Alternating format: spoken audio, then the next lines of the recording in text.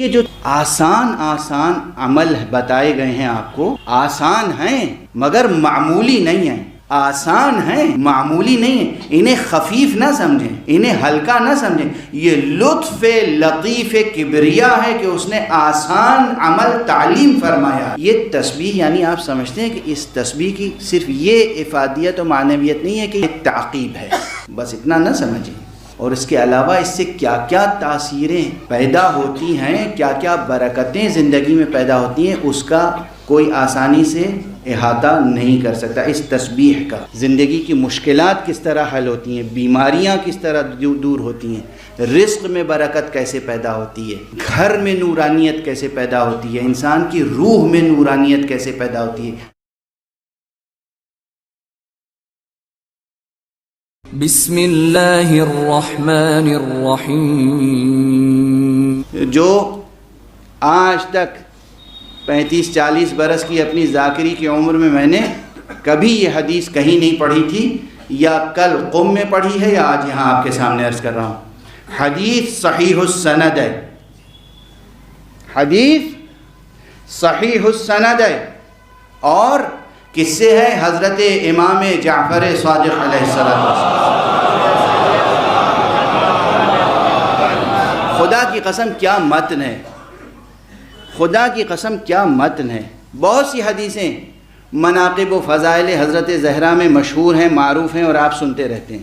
فاطمۃ بضعۃ منی، اور من آذاہا فقد آذانی، بہت سی حدیثیں ہیں، بہت سی روایتیں، بہت سے واقعات ہیں جو شب و روز آپ سنتے رہتے ہیں۔ جب بی بی تشریف لاتی تھیں تو جناب رسالت مآب کھڑے ہو جاتے تھے، اپنی جگہ بٹھاتے تھے جناب رسالت مآب بی بی فاطمہ زہرا کی پیشانی پر، اور ہاتھوں پہ بوسہ دیتے تھے۔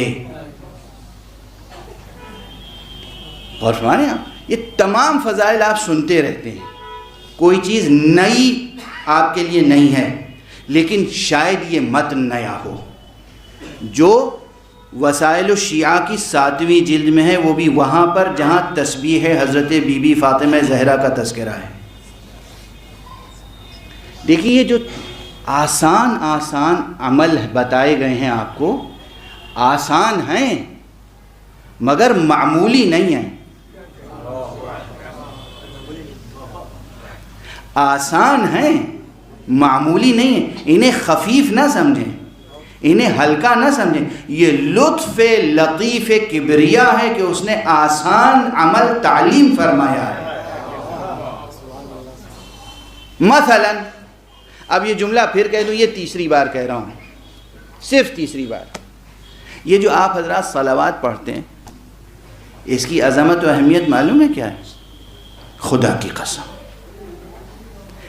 یہ صلوات کلمہ فقہی اعتبار سے، حقیقت شرعیہ کے لحاظ سے، جو ایک لفظ صلاۃ کا کلی مفہوم ہے، اس لفظ صلاۃ کے مصادیق میں سے ایک ہے، یعنی یہ بھی حقیقتاً صلاۃ ہے، فقہی معنی میں، شرعی معنی میں صلاۃ ہے، صلاۃ ہے۔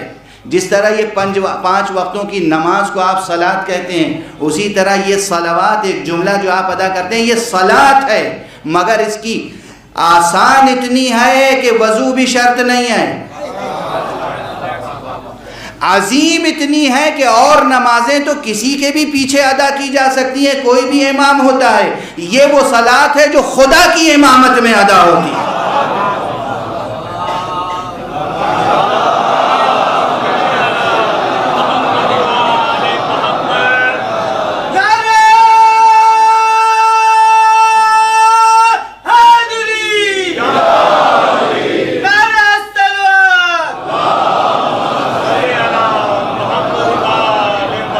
دیکھیے یہ سب باتیں میں اس لیے عرض کر رہا ہوں کہ جو باتیں آسان ہوتی ہیں اور زندگی میں معمول زندگی بن جاتی ہیں، تو پھر انسان اس کی عظمت اور اس کی تاثیر کی طرف متوجہ نہیں رہتا۔ تو آپ یہ یاد رکھیں کہ یہ صلوات کتنی عظیم حقیقت ہے، حقیقت معنویہ، حقیقت عرفانیہ، حقیقت شرعیہ، اور اس کی تاثیر کتنی ہے۔ بس میں ایک جملے میں عرض کر کے آگے بڑھ جاؤں تاکہ اسے آپ کسی بھی اعتبار سے خفیف نہ سمجھیں۔ یہ میں نے کیوں کہا کہ ہر نماز تو کسی کے بھی پیچھے پڑھ سکتے ہیں؟ خدا نے خود اعلان فرمایا، عجب انداز ہے، قرآن مجید میں از اول تا آخر کتنے احکام ہیں؟ کوئی گن کے بتا سکتا ہے؟ عبادات سے لے کر معاملات تک، اول عبادات سے لے کر آخر معاملات تک کتنے احکام ہیں قرآن مجید میں؟ لیکن ہر حکم اس انداز سے کہ تم کرو، نماز تم پڑھو، اقیموا الصلاۃ تم نماز پڑھو، آتوا الزکاۃ تم زکوٰۃ دو، کتب علیکم الصیام تمہارے اوپر روزہ واجب قرار دیا گیا ہے، تم روزہ رکھو، للہ علی الناس حج البیت اللہ کے لیے واجب ہے، اللہ کا حق ہے کہ تم جاؤ حج کرو۔ اول عبادات سے لے کر آخر معاملات تک جتنے بھی احکام ہیں سب میں یہ کہ وہ حق ہے، وہ صمد ہے، وہ رب ہے، وہ خالق ہے، وہ معبود ہے، وہ حکم دے رہا ہے، ہم مخلوق ہیں اور عبد ہیں، بندے ہیں، وہ حکم دے رہا ہے ہمیں کرنا ہے، تم کرو تم کرو تم کرو تم کرو۔ قرآن مجید میں واحد یہ حکم ایسا ہے جو اس شان سے آیا ہے، دیکھو میں یہ کرتا ہوں،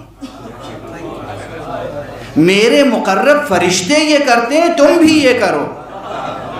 اس کے معنی ہے کہ یہ واحد وہ صلاۃ ہے جس کا امام خود اللہ سبحانہ ہوا تعالی، اس کی امامت میں یہ صلاۃ ادا ہوتی ہے۔ تو پھر یہ جملہ عرض کروں، یہ صلاۃ بظاہر آسان اتنی ہے کہ وضو بھی شرط نہیں ہے، اور معنی کے لحاظ سے عظیم اتنی ہے کہ خدا کی امامت میں ادا ہوتی ہے۔ بہرحال تو جو چیزیں آسان ہیں انہیں آسان سمجھیں، لطف کبریا سمجھیں، مگر اسے ہلکا نہ سمجھیں، خفیف نہ سمجھیں، معمولی نہ سمجھیں۔ اسی لیے جو لوگ یقین رکھتے ہیں، نور یقین، دیکھیے زندگی جینے کا سلیقہ سیکھیے۔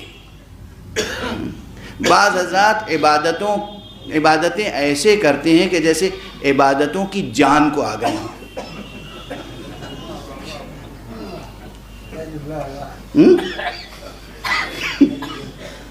نماز روزے کے پیچھے پڑ گئے ہوں،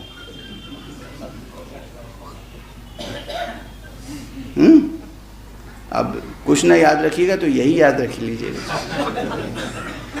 ایسی عبادت، اور پھر ان عبادتوں پہ ناز کرتے ہیں، فخر کرتے ہیں، ذکر کرتے ہیں، جگہ جگہ اٹھتے ہیں، بھائی میں دیر تک نہیں بیٹھ سکتا، مجھے جانا ہے، اگر دیر تک بیٹھ گیا تو مجھے پھر نماز شب چھوٹ جائے گی میری۔ بھائی نماز شب اس لیے واجب ہوئی ہے، اللہ نے کہا ہے کہ خاموشی سے تنہائی میں مجھ سے آ کے ملو۔ آپ کس نے کہا کہ آپ اعلان کرتے پھریں؟ اور تنہائی میں ملاقات کے لیے بلایا، آپ اعلان کرتے پھر رہے ہیں، طرح طرح سے اپنے نیکیوں کا تذکرہ، اپنے اعمال کا تذکرہ، اٹھتے بیٹھتے، کھانے پہ بیٹھے نہیں زیادہ نہیں کھائیں گے اس لیے کہ زیادہ کھا لیں گے تو پھر نماز شب کے لیے آنکھ نہیں کھلے گی، اور ٹھیک ہے نا؟ تو اس طرح نماز روزے کو ادا کرتے ہیں جیسے نماز روزے کی جان کو آ گئے۔ عجب دیکھیے حضور کے اصحاب میں سب سے بڑا عارف کون تھا؟ سب سے بڑا عارف کون تھا؟ سلمان فارسی، رسول اللہ صلی اللہ علیہ وآلہ وسلم نے ایک مرتبہ پوچھا اپنے اصحاب سے کہ تم میں سے کون ہے جو ہمیشہ روزے رکھتا ہے؟ سب خاموش۔ جناب سلمان نے کہا میں۔ کہ تم میں سے کون ہے جو روزانہ پورا قرآن ختم کر کے سوتا ہے؟ سب خاموش۔ جناب سلمان نے کہا میں۔ حضور نے پوچھا کون ہے جو تم میں سے پوری رات عبادت کرتا ہے، پوری رات نمازوں میں گزارتا ہے؟ سب خاموش۔ جناب سلمان نے کہا میں۔ اچھا اب ظاہر ہے کہ جیسے آج کل مولویوں میں، ذاکروں میں آپس میں ہوتی ہے نا، یہ کیا ایک دوسرے کے خلاف کام کرتے رہتے ہیں۔ مولویوں کے ذکر اس لیے کیا کہ میں خود مولوی ہوں، مومنین کے اوپر میں کیوں اتہام لگاؤں، الزام لگاؤں؟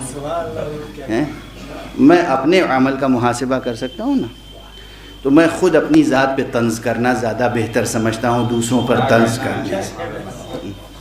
تو ایک دوسرے کو برداشت نہیں کر پاتے، ایک دوسرے کی خوبی نہیں سن سکتے، ایک دوسرے کی تعریف نہیں سن سکتے، ایک دوسرے کا وصف برداشت نہیں ہے، اور یہ پرانا مرض ہے۔ یہ وہاں بزم پیغمبر میں صحابہ میں بھی تھا، جن کے لیے ہم کہہ دیتے ہیں رضی اللہ تعالی اجمعین، وہاں بھی یہ مشکل تھی. جیسے ہی جناب سلمان نے کہا کہ میں یا رسول اللہ, تو فوراً ایک صاحب اٹھے, ان کا یا رسول اللہ میں نے اکثر راتوں کو سوتے دیکھا ہے, اور یہ کہہ رہے ہیں کہ میں رات بھر عبادت ہمیشہ کرتا ہوں. حضور نے کہا ہاں ٹھیک ہے, مسکرائے, تبسم فرمائے. حضور تو تبسم فرماتے تھے. اس آفتاب نور کا تبسم بھی کیا تبسم تھا. اور ایک صاحب اور اٹھے, یہ بالکل صحیح کہہ رہے ہیں یا رسول اللہ, یہ صرف راتوں کو سوتے ہی نہیں, ہم نے تو اکثر دن میں کھاتے دیکھا ہے. وہی کہتے ہیں میں ہمیشہ روزہ رکھتا ہوں. تیسرے صاحب اٹھے, انہوں نے کہا کہ میں نے بہت کم قرآن پڑھتے دیکھا ہے انہیں, اور یہ آپ کے سامنے دعویٰ کر رہے ہیں کہ ہمیشہ میں پورا قرآن ختم کر کے سوتا ہوں. معلوم ہے ان گلوں شکووں کے بعد, ان اعتراضات کے بعد حضور نے کیا فرمایا؟ کیا عظیم جملہ ہے.